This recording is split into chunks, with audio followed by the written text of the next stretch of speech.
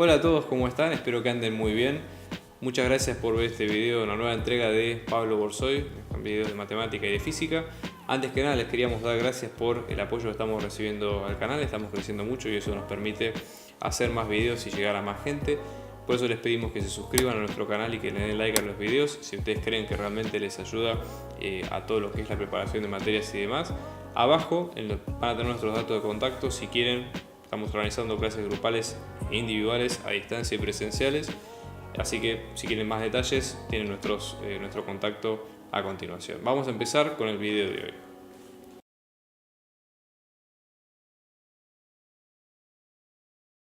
En esta parte, en la parte 15, nos piden lo siguiente. Nosotros vamos a tener dos números a sub 0 y b sub 0 que pertenecen a los números reales, ¿sí? Tales que vamos a tener a sub 0 mayor que b sub 0, a su vez estos dos mayores que 0, ¿sí? Y vamos a considerar dos sucesiones, ambas, ¿no? Obviamente llamadas a sub n, ¿sí? Donde vamos a tener n que pertenece a los números naturales y b sub n, donde n pertenece también a los números naturales, ¿no? Entonces esta es la particularidad que tienen estas dos sucesiones, es que están definidas en forma recurrente o recursiva, como ustedes prefieran. Por ejemplo, la primera, a sub n más 1, se caracteriza por ser a sub n más b sub n sobre 2, y la segunda es b sub n más 1, es la raíz cuadrada del múltiplo de ambas. Entonces hay que demostrar varias afirmaciones. Recuerden ustedes, breve introducción teórica, que las sucesiones recurrentes se definen definiendo cada uno de los términos como si fuera, digamos, en relación al anterior. Es decir, hay un término primero, ¿sí? Que es con el que se empieza, que generalmente es el sub 0, que es el que hemos definido al principio, y después todos los que siguen son consecuencia de este. Entonces, en este caso, ¿sí? Básicamente la primera afirmación que nosotros tenemos que probar sería que a sub n es mayor o igual a b sub n para todo n perteneciente a los números naturales. Entonces, en este caso, una de las formas que se podría hacer, por ejemplo, sería, empecemos por el primer caso. ¿Qué pasaría si nosotros usamos el criterio del cociente, no en forma de límite, pero sí como para comparar el tamaño relativo de las dos series? Entonces, en este caso, vamos a tener a sub n más 1 sobre a sub n, ¿sí? Dividir ambos términos de esta igualdad por a sub n, es decir, dividimos ambos lados, entonces nos va a quedar a sub n más b sub n sobre 2 por a sub n, ¿sí? Fíjense que acá una de las cosas que se puede hacer, por ejemplo, es distribuir este denominador en la suma de los dos elementos del numerador, que esto nos va a quedar un medio de a sub n sobre a sub n, que es directamente un medio, porque a sub n con a sub n se cancelan, y luego vamos a tener b sub n sobre 2 por a sub n, ¿correcto? Bueno, repetamos el proceso ahora para b sub n más 1, es decir, vamos a tomar b sub n más 1 sobre b sub n, es decir, dividir ambos términos por b sub n.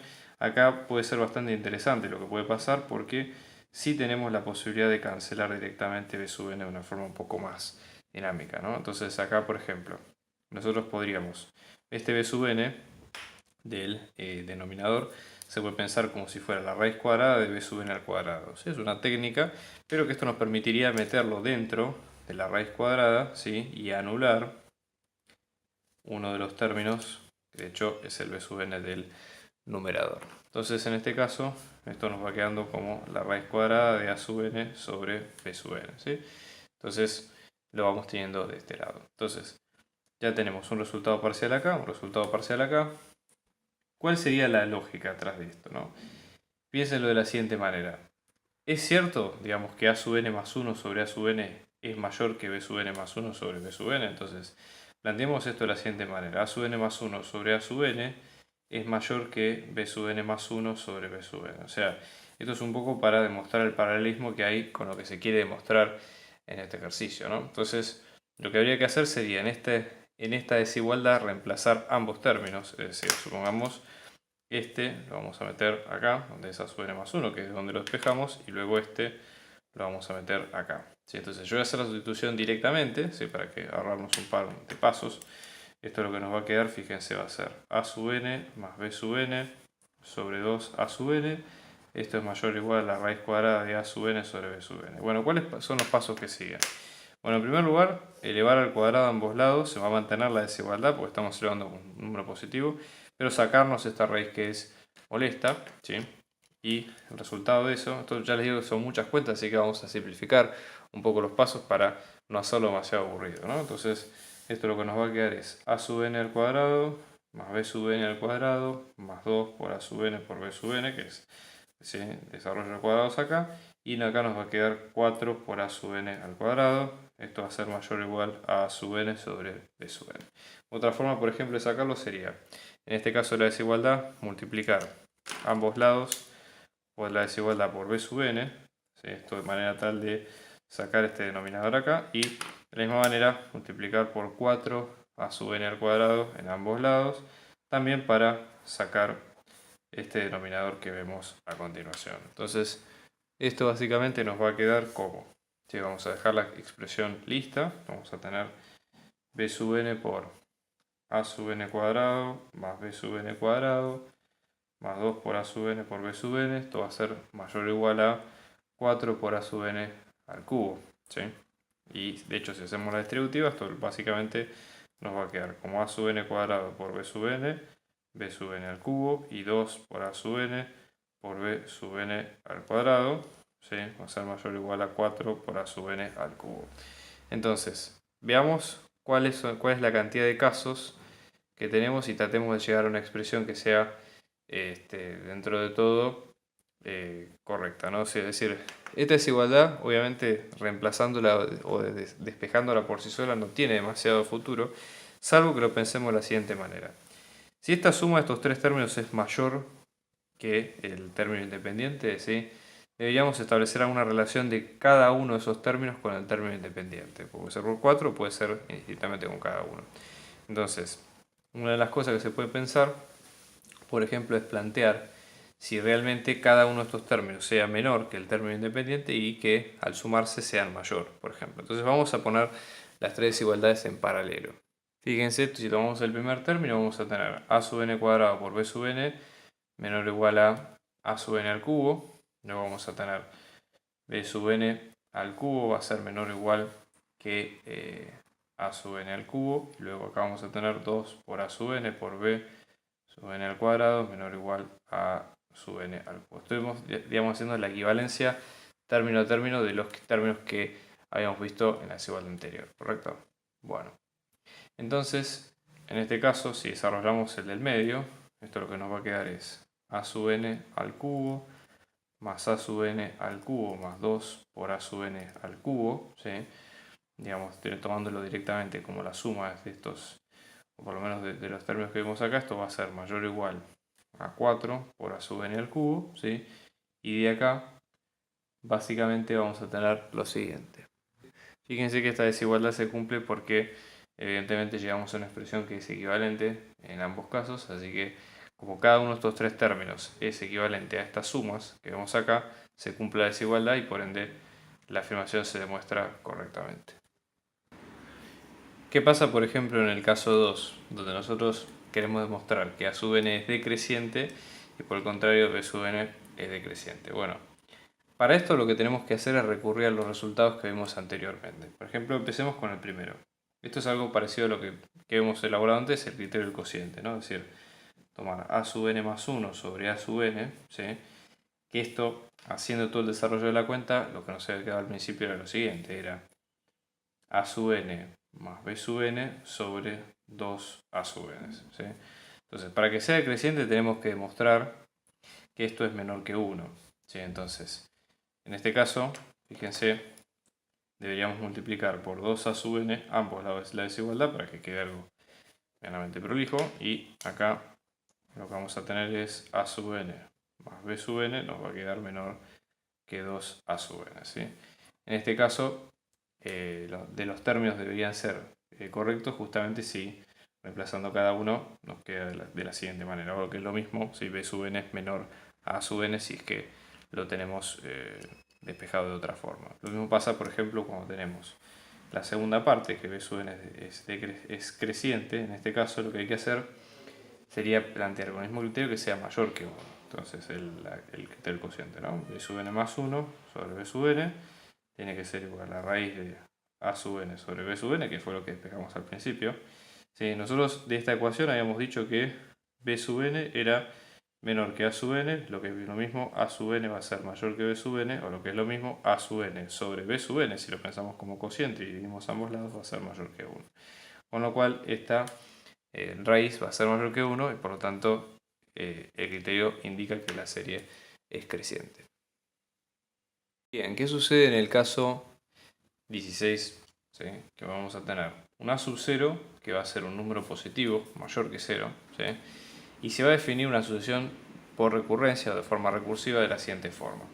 El término A sub n más 1, que es el término siguiente, va a ser el seno del término primero, ¿no? Entonces, la idea es, en este caso, probar que esta sucesión A sub n con n perteneciente a los números naturales es convergente y la idea es hallar el límite de esa sucesión, ¿sí?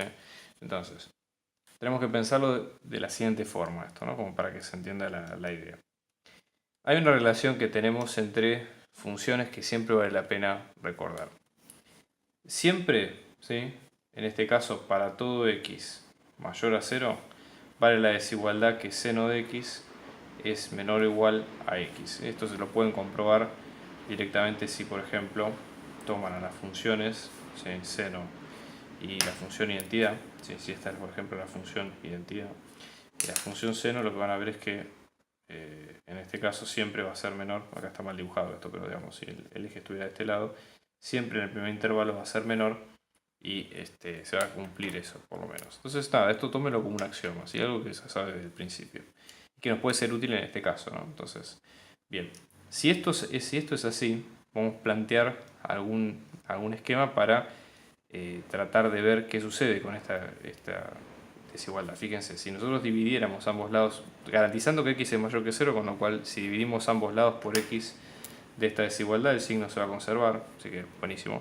Y esto lo que nos va a quedar es que seno de x sobre x, ¿sí? Va a ser menor o igual a 1, por ejemplo, ¿no? Para todo x mayor que 0. Veámoslo de este caso, ¿no?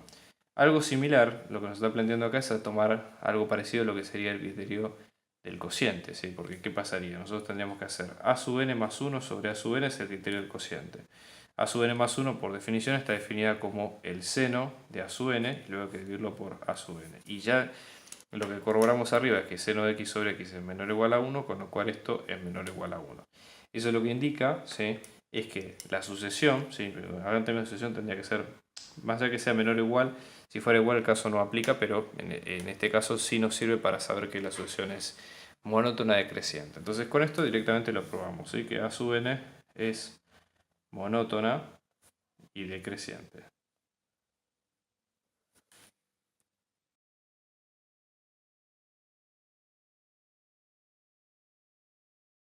¿Qué es lo que nos piden en el caso 17?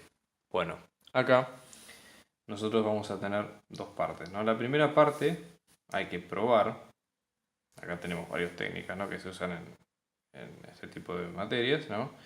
Que la sumatoria del término 0 hasta el término enésimo de q a la j, que viene dado por esto, nos va a dar 1 menos q a la n más 1 sobre 1 menos q. Bueno, si ustedes recuerdan, esto es q, ¿no? Por las dos para que se vea. Bueno, esto quiere decir que tenemos que sumar, digamos, infinitamente términos de q elevado a distintos exponentes que cada uno va a ir variando según el término de la sumatoria. Esto nos va a dar un determinado resultado. Entonces esto tiene mucho que ver, por ejemplo, con lo que hemos visto al principio, ¿sí? En lo que son progresiones geométricas, aritméticas y demás. Es decir, eso es un tipo de funciones, es un tipo de serie especial y la idea es tratar de justamente que como su suma es calculable y se puede definir, bueno, hacerlo por demostración. Entonces vamos a probarlo por inducción. Empecemos por lo siguiente. Vamos a intentar evaluar el primer elemento. ¿Cuál sería el p sub 1? Es decir, p sub 1, si nosotros tuviéramos un solo elemento, si estaríamos desde el 0 hasta el término primero, esto nos quedaría, ¿no? Como en este caso. Esto nos va a quedar 1 menos q a la 0 más 1. No estamos haciendo otra cosa que reemplazar acá los valores, ¿sí? Y esto es 1 menos q. Todo número a la 0 da 1, con lo cual esto nos va a quedar 1 menos q a la 1, ¿sí? Acá tenemos 1 menos q, con lo cual esto nos va a dar 1, ¿sí? Que sería el primer término. El término enésimo, ¿sí? Para pensarlo con el forma de inducción, sería el término enésimo más 1. A partir del mismo podríamos obtener el término enésimo más 1. Entonces, vamos a pensarlo de la siguiente manera, ¿sí? En primer lugar, el término enésimo, ¿sí? Que no es otra cosa que copiar esto, porque básicamente va a ser la sumatoria desde j igual a 0 hasta n de q a la j, que esto nos va a quedar directamente la cuenta. Acá no hay mucho más que hacer, ¿ok? Y después esto, si le agregamos n más 1, fíjense que sumamos 1 en este exponente, es lo único que cambia, ¿no? 1 menos q a la n más 2 sobre 1 menos q. Entonces, ¿qué se puede pensar acá, por ejemplo? Nosotros podríamos pensar esta sumatoria a la n más 2, a la n más 1, ¿sí? Y después esto dividirlo, o diría, digamos, de este lado 1 menos q y acá más q a la n más 1. Digamos, esto sale por, digamos, ¿qué pasaría si de acá sacamos la sumatoria al término n más 1, ¿sí? De q a la j? Entonces, en este caso, esto, hacemos todo el desarrollo, acá tendremos que buscar el denominador común y demás, nos va a quedar de la siguiente manera, ¿no? 1 menos q a la n más 1, más q a la n más 1, menos q a la n más 2, todo esto sobre 1 menos q. ¿Ok? Bueno, simplificando, fíjense, ambos términos de estos se van, que son iguales, nos queda 1 menos q a la n más 2 sobre 1 menos q. Entonces con esto, ¿sí? Demostramos, digamos, que vale para el primer caso, vale para el caso enésimo más 1, se repite la fórmula y se mantiene la estructura de la cuenta. Bueno, ¿cuánto nos daría ahora, en el caso B, que tenemos que calcular esta sumatoria de 7 sobre 2 a la j, desde j igual a 0 hasta infinito? Bueno, la idea acá es tratar de identificarlo como si fuera una de las series que vimos anteriormente. Primera cuestión, 7 se comporta como una constante, es decir, nosotros en esta sumatoria, ¿sí? Podemos tomarlo como si fuera justamente, ¿sí? 7 por 2, ¿sí? A la menos j. El menos justamente porque es el recíproco de 2 a la j en el numerador. Entonces esto nos va a quedar como 7 por la sumatoria de j igual a 0 hasta infinito de 2 a la menos j, ¿sí? O lo que es lo mismo, 1/2 a la j, ¿sí? Entonces acá hay dos maneras. Directamente podemos reemplazar por la fórmula que hayamos visto en este sentido, digamos, esto para lo que es de sumas parciales. Igualmente, en este caso, el tema que tenemos acá es que no vamos a tener una sumatoria finita, o sea, tenemos que ver básicamente si lo podemos pensar como una progresión geométrica y demás, porque esto, digamos, puede ser como 7 por 2 a la 0, más 2 a la menos 1, que es 1/2, más 2 a la menos 2, que es 1/4, y así sucesivamente, ¿no? Entonces, pensemos de la siguiente manera. El término siguiente, en este caso, a sub n más 1, va a ser, en este caso, a sub n, ¿sí?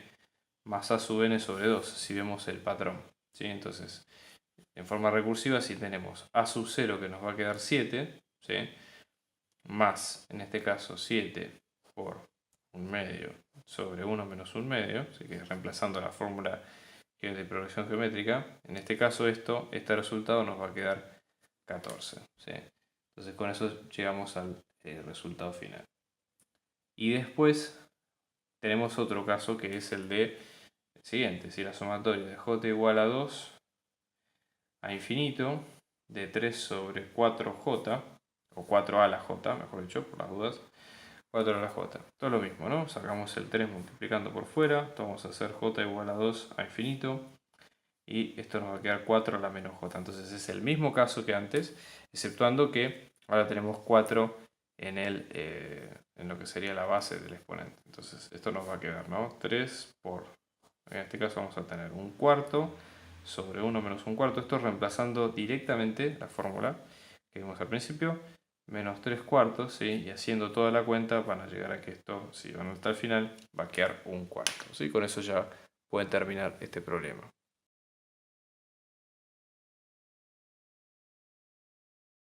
En este caso, el 22, lo que nos piden es determinar, nos van a dar varios conjuntos y la idea es determinar si los mismos son abiertos, son cerrados o acotados, ¿no? Y el primero de todos es este, una circunferencia, valga la redundancia, abierta, centrada en 0, 0 y de radio 1 en el plano, ¿no? ¿Cómo probamos que es un conjunto abierto? Primero, tomemos en cuenta lo siguiente, vamos a tomar un vector x, ¿sí? Donde va a estar compuesto de dos números x y, que son las componentes pertenecientes en R2. Este va a pertenecer a un subconjunto caso 1, ¿sí? Acá lo que nosotros tendríamos que ver sería, básicamente, hay una definición que es a través de acotarlos con las normas y demás, que es válida. Si no, lo que se puede hacer es usar la definición que se usa en ingeniería, que a lo mejor no es correcta, pero que es más gráfica y que se entiende un poco más. Imagínense que nosotros graficamos el conjunto, cuál sería la región. Esto nos sirve para entender cuáles son los puntos frontera, los puntos, digamos, interiores y los puntos exteriores, ¿no? Entonces, en este caso, nosotros la región, si nosotros vemos acá, imagínense, esto sería círculo de radio 1, acá, ¿no? Fíjense, en este caso estamos hablando de un conjunto que tiene, digamos, el borde, toda esta parte es la interior, ¿sí? Todo el interior del círculo. Entonces, nosotros tenemos que, vamos a llamar una región A, que va a ser x al cuadrado más y al cuadrado menor a 1, que sería la parte en verde. Después tenemos el borde de A, que en este caso sería x al cuadrado más y al cuadrado igual a 1. Pero en este caso, la idea principal sería que el borde de A no está incluido en A. Y quiere decir que no es parte del conjunto. Entonces, es un conjunto abierto, ¿sí? Básicamente porque no tenemos una frontera, digamos, una frontera definida. Es decir, acá no tenemos el punto donde termina exactamente el conjunto y donde empieza el exterior, el complemento, ¿sí? Nosotros podemos tomar un punto ubicado en la circunferencia y este punto va a ser un punto frontera, porque tomamos una bola de radio mayor que 0, vamos a tomar puntos tanto el interior como el exterior, ¿sí? Pero podemos ubicarnos en lo que sería dentro del círculo y también tenemos, podemos tomar bolas, digamos, de radio mayor que 0 y tomar solamente números del conjunto interior. Entonces, por un lado tenemos eso que es abierto, ¿sí? El borde no pertenece, ¿sí? Por tanto no podemos especificar estrictamente dónde termina el conjunto, y es acotado justamente porque, piensémoslo en términos de normas, si nosotros tomamos un punto cualquiera xy que pertenece al conjunto, en este caso la norma de grado 2, que es la norma euclidiana, que sería la norma de distancia con la definición por Pitágoras de x al cuadrado más y al cuadrado, que es, digamos, la distancia al centro, ¿sí? En este caso esto va a ser menor que 1, por lo tanto, como la norma de los vectores pertenecientes al conjunto está acotada, el conjunto es por ende acotado. Fíjense qué pasa, por ejemplo, si tomamos una circunferencia de centro 0, 0 y radio 1, ¿no? El caso sería similar. Fíjense, a la diferencia del caso anterior, acá la frontera sí está incluida en el conjunto, ¿no? Entonces, por ejemplo, acá tenemos 1, 1, menos 1 y menos 1, ¿sí? Que lo dejamos bien en la escala, y el conjunto en cuestión pasa todo por acá. Bueno, en este caso vamos a tener que tanto el interior como la frontera, si nosotros nos paramos en un punto frontera, el punto frontera obviamente está incluido dentro del conjunto y tomamos una bola y sigue siendo un punto frontera sin mayores inconvenientes. Entonces, ¿cuál sería la definición? ¿Por qué decimos es un conjunto cerrado? Bueno, la idea justamente, para ver si es un conjunto cerrado, es si su complemento es un conjunto abierto, ¿sí? Entonces, esa sería un poco la idea. Podemos decir que K2, ¿sí?, es cerrado si K2 complemento es abierto. Eso sería un poco la idea, ¿no? K2 se puede escribir así, complemento, o se puede escribir de esta forma, ¿no? Entonces, ¿cuál sería el complemento en este caso? Todo punto en xy perteneciente a R2, ¿sí?, tal que x al cuadrado más y al cuadrado sea mayor o estricto que 1, que es toda esta región por fuera de la circunferencia que está ahí. Entonces, pensémoslo en términos, ahora sí vamos a probar de demostrarlo a partir de lo que se ve en la materia, ¿no? Es decir, supongamos que tenemos un punto x con las componentes x y, ¿sí?, que pertenecen al complemento de K2.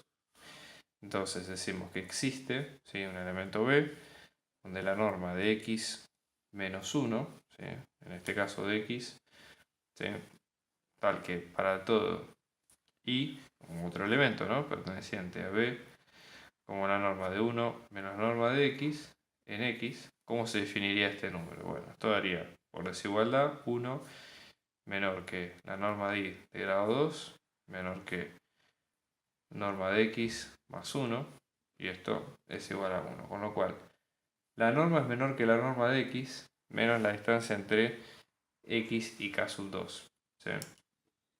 Entonces, la idea es que, por lo tanto, vamos a tomar la norma de y de grado 2, va a ser mayor que 1, ¿sí?, y va a pertenecer al conjunto o al complemento de k sub 2, ¿sí?, por lo tanto, k sub 2 es abierto. Y si un conjunto es abierto, su complemento tiene que ser cerrado, es decir, k sub 2 es cerrado.